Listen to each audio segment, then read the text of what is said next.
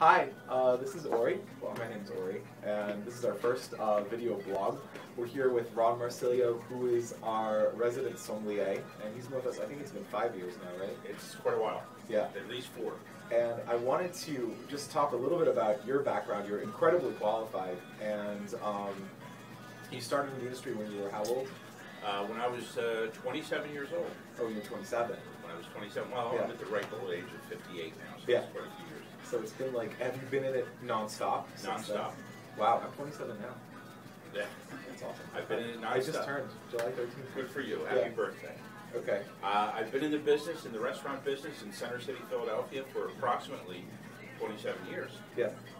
And during that period of time, I worked in every facet of the restaurant business, Yeah. including bartending. Yeah. And I did that for almost 10 years. And you worked at, I remember when you were talking in the seminar, you worked at a very traditional bar, I think in the 70s or the 80s, where they did all fruit juice, and now we're going Very back to that, traditional, yes. with like the speakeasies and places like that, which is fantastic. Right. And then you worked at Bec Fin for a while. Yeah, I worked in every facet. I worked in sports bars, I worked in neighborhood bars, I worked in, like you said, the fresh fruit juice bar, which was probably the best bar I worked in as far as the quality of the drinks are concerned. And then I also worked in high-end restaurants like the Bec Fin. Yeah. And tell us a little bit about why did you get into wine? Well, I got into wine because, as I encourage everyone to do if they get into this business, to not stop learning. And that includes learning everything else about every facet of the restaurant business, including the food, and not just about the potables, not just about the drinking part, but the food and the service and everything else that comes along with it. So I was always learning, and I found wine to be my major interest. Yeah. So I pursued that the most. And what is it about wine that kind of drew you to it? I think it's the universality of it, and the geography that goes along with it also. When you learn about wine, since it's grown and made, the grapes are grown and the wine is made all over the world, you also learn about the people that make it, and you learn about the customs that they live with, and the food that they eat, and the reasons why they're growing this grape and not another, and the reason why they're making this type of wine and not another. And there's a long history to it. And just learning about wine is learning about people. It's a living, breathing thing. Yeah. I just read a book about it, and one of the things that I thought that was really interesting is that making wine is really, really easy. It's a lot easier than making beer. Making grape juice is really hard. They just figured out how to make grape juice like 150 years ago. They've been making wine for like 7,000 years, right? Exactly. But because it's so simple, because it's so easy, it's so receptive to every little thing that you do, every detail. Exactly. Are you going to age it in oak? Are you going to stainless steel? Is it cedar? You know, there's so many different things that you can do. So many different things you can do with it to change its outcome and change its flavor and its profile. Yeah.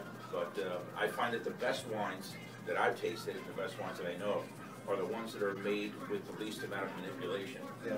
The ones that are left to be what they are just by becoming wine. Yeah. So the more hands-off it is, sometimes the better it is. Yeah. You know, one of the things that you always say in your seminars is you're like, wine is alive. Do you want to explain that a little to people who don't know? Yeah, like I say, wine is a living, breathing thing. I mean, it not like cognac becomes eau de vie or clear brandy as it's distilled, and then it goes into the oak barrels and it changes its texture and its components as it ages in the oak barrels. But then after it goes into the bottle, it sort of stops. It becomes stagnant, along with all other distilled spirits. Wine, on the other hand, once it's put into the bottle, it continues to develop. And it develops every minute. Of course, we don't notice it because minute by minute it's a very subtle change. But if you put a bottle of wine down and pick it up again 4, 5, 6, 7 months later, sometimes a year later, it tastes different than what it tasted previously. And when it's young, it's open and brash and all over the place and in your face and highly concentrated. And as it gets older, it gets a little bit more mature and a little bit more stable and a little bit more focused. And as it ages, it loses its color, it loses its flavor, just like we do. Yeah. And then eventually it just dies. So there's like a balance of how wine. Yeah, it's a living thing. It is a living thing. Yeah. And tell us a little bit about why is wine important for bartenders? You know, a lot of bartenders don't know anything about wine. A lot of people in general don't know anything about wine. One of my pet peeves is running into people in this industry that just put in the time and don't learn about anything. And I always encourage them to learn, because learning means earning. The more you learn, the more you're going to make.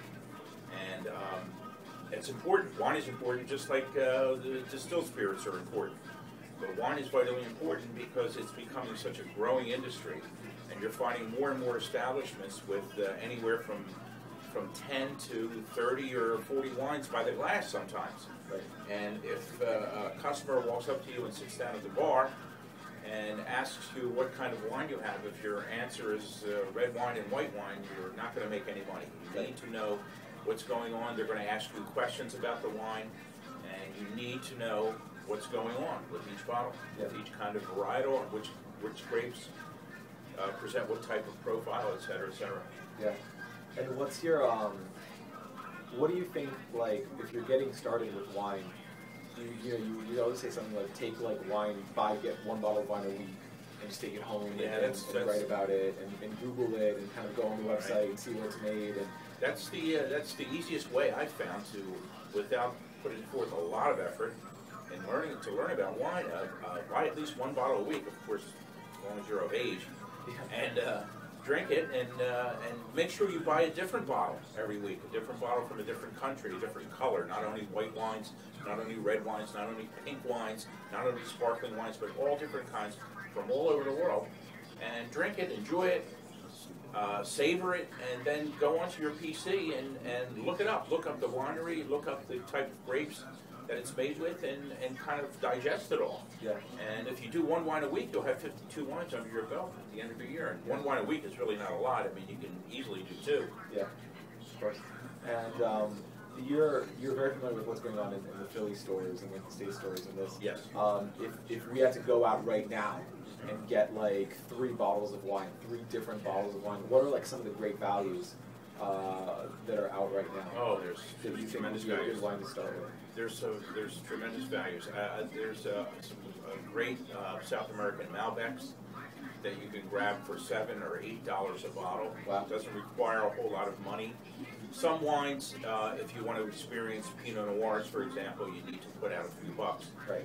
But most wines, you can spend anywhere from $7 to $12 or $13 and get yourself a really decent, in fact, a superior bottle of wine. Yeah. The Pennsylvania State Liquor Stores right now has a program called the Chairman's Selection Program, right, which, due to the state's buying power, because they have so many stores in the state, can get great deals, and these wines are oftentimes offered at a great discount, deep discount.